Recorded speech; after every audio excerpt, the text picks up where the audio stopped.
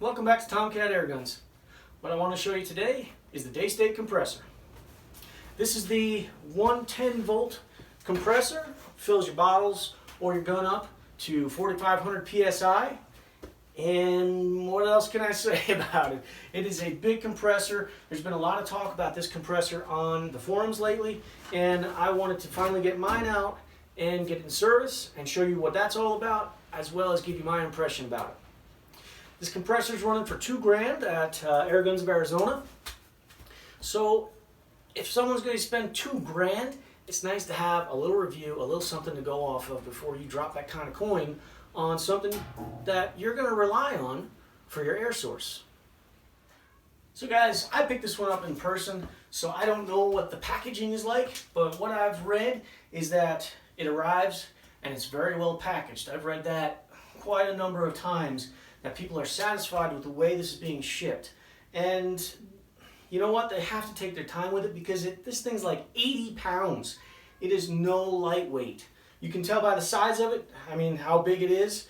We're also talking about, let's call it around 18 inches depth and 2 feet and 18 inches or so high. Specs are on the Air Guns of Arizona website. You can find everything there. All the information and technical specifications are all on the website, so check that out. Inside the box, you're going to get this envelope. This envelope contains your instructions, and it says on it, Coltrane Compressors. What that means is this compressor is made by a parent company, Coltrane Compressors, and then they put the Daystate name brand on it. That's good, because Daystate is not making this, reinventing the wheel, trying to do their own thing. They've taken a company that does this, and that's their main purpose, is to make compressors, and they put their name brand on it. Good for them. Good for everybody. Good for you. So here's what I would call the front of the machine. You've got your on-off switch here, and not much else going on. You've got your squirrel cage to protect you from getting in that fan. Here's your electric motor, and really kind of basic. Okay guys, on the back side of the machine, you're going to see the bird cage for your belt. Your belt is in here. One of the things in the instructions says to check the tension on that. As you saw me reach around here and I can grab that belt, that's a nice easy way and you don't have to remove this. This is your moisture purge. So after your air goes through all these different stages, I believe it's a 4-stage pump, it's going to come in the bottom of this, grab that condensation, and then it's going to come out your fill line. So you're going to want to, know where to have access to this. Wherever you set this up, have access to this. And another nice thing is it's got this little port on it. So if you don't want to spray water all over the room, you can get yourself a hose, like a little plastic hose, something probably about this diameter. Get a little plastic hose and send that water off somewhere where you don't have to worry about it. Stuck behind your pressure gauge is your pressure pop-off.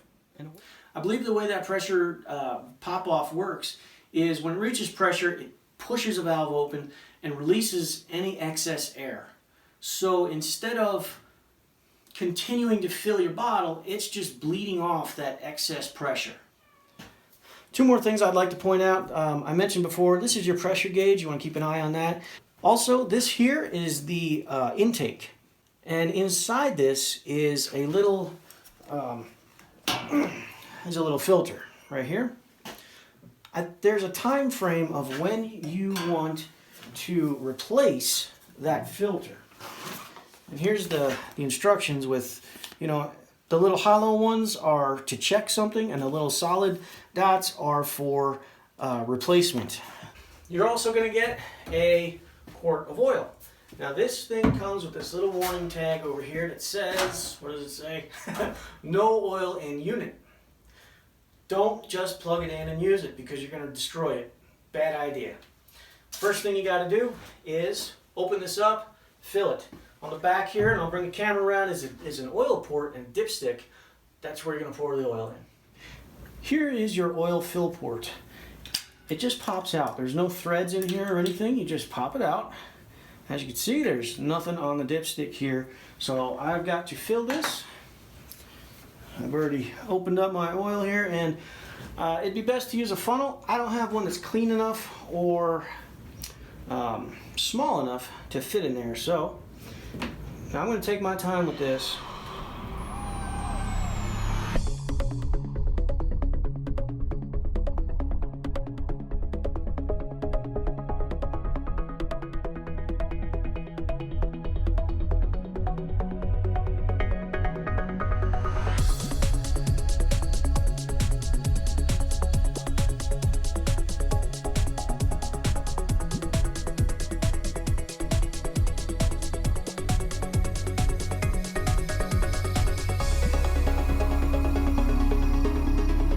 Oh yeah, I'm still off the dipstick, so gotta put some more oil in. I'll catch up with you guys in a minute.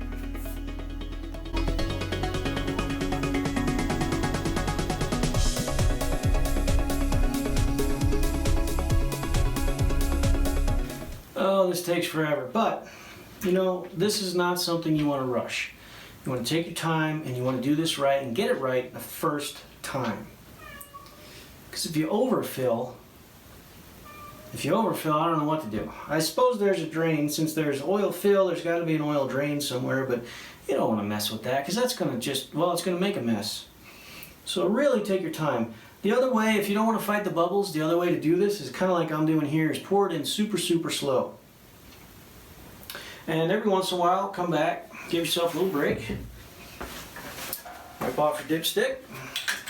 Pop it in there all the way. Give her a pull. And take a peek. I am still not on the stick. I found another way to do this, and I think it's the fastest way. What you want to do is hold it so that little stream of oil goes directly down the center of that fill tube. It'll still back up on you if you go too fast, but I'm getting the most oil in. Instead of hitting the side and letting it wash in, just go straight down that center tube.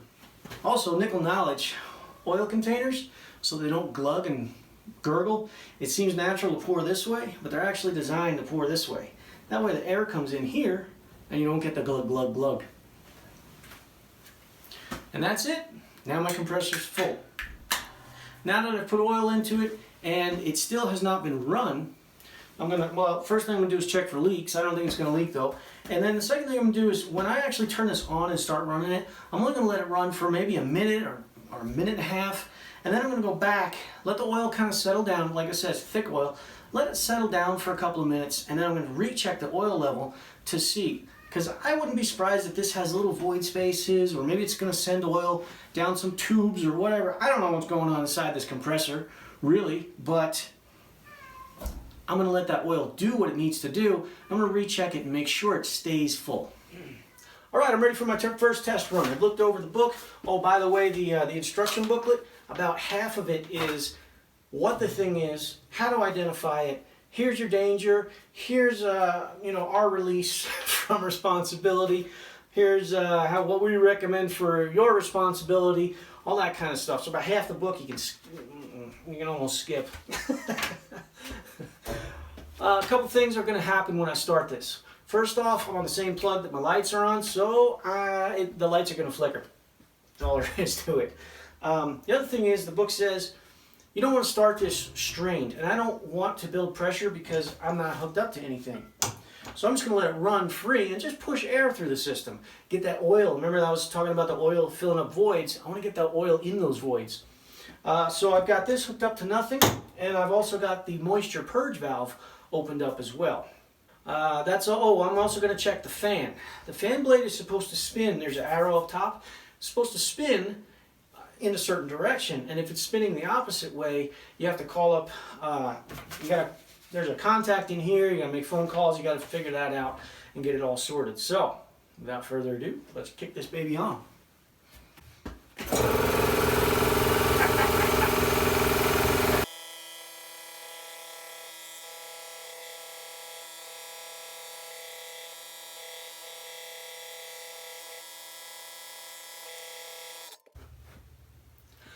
All right, I don't know if that was a minute or not, but that was long enough for things to kind of get settled. I'm going to let this the oil settle in here for about a couple of minutes, check my oil level, top it off if necessary, and I can go on to filling a bottle.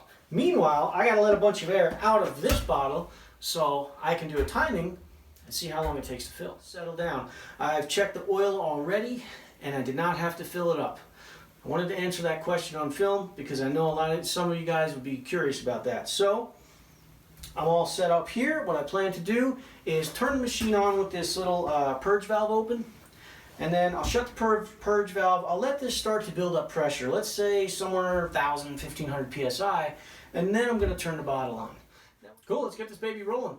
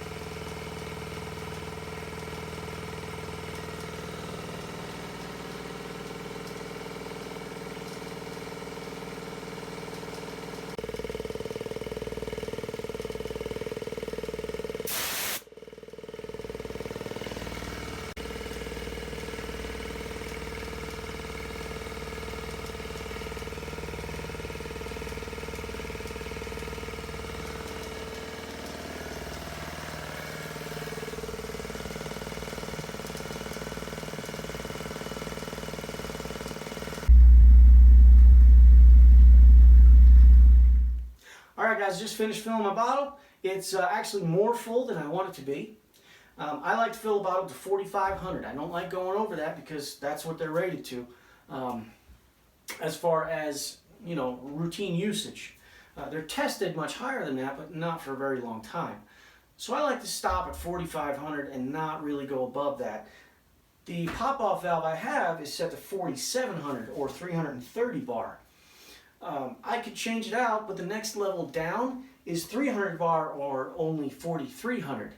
I'd rather just know. It's like, hey, this is going to overfill, in my opinion. It's going to fill my bottle a little bit higher than I want it to. Now, if this bottle was getting filled hot, like it was warm, it was really hot, then I'd be happy with that 4,700. Because I know as this bottle cools, that pressure goes down. But this bottle's not hot. It's cool. Room temperature. So I'm not worried about it, guys. And you know, every 5 minutes you're supposed to come in and you're supposed to purge this this valve anyway. Every I think it said 5 or maybe 10 minutes you're supposed to purge this valve. So I'm going to be in here. I'm going to be checking my valve over and over and over and over and over again. Sorry, my pressure over and over and over again. Overall, my impression of this is a thumbs up. I like it. It just sits there and it runs and it's just trucking along, doing its thing. It's just having a good time, chilling out, and filling your bottle, which is what you want it to do, is fill your bottle. So success there, but you know, it's not this clickety, clickety, clickety, clickety, clickety sound. It just sounds like a nice, well-built machine. Well guys, that's all I've got for you today.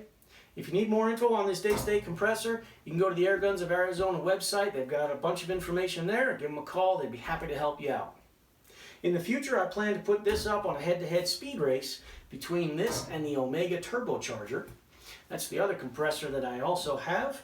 And we're going to see. And I'm going to tell you guys my impression of both of them. Let's see if there's a significant difference between one and the other. Hope you guys enjoyed this review. Like, share, subscribe, do all that kind of good stuff to help my channel out to grow. And as always, happy shooting, and thanks for watching.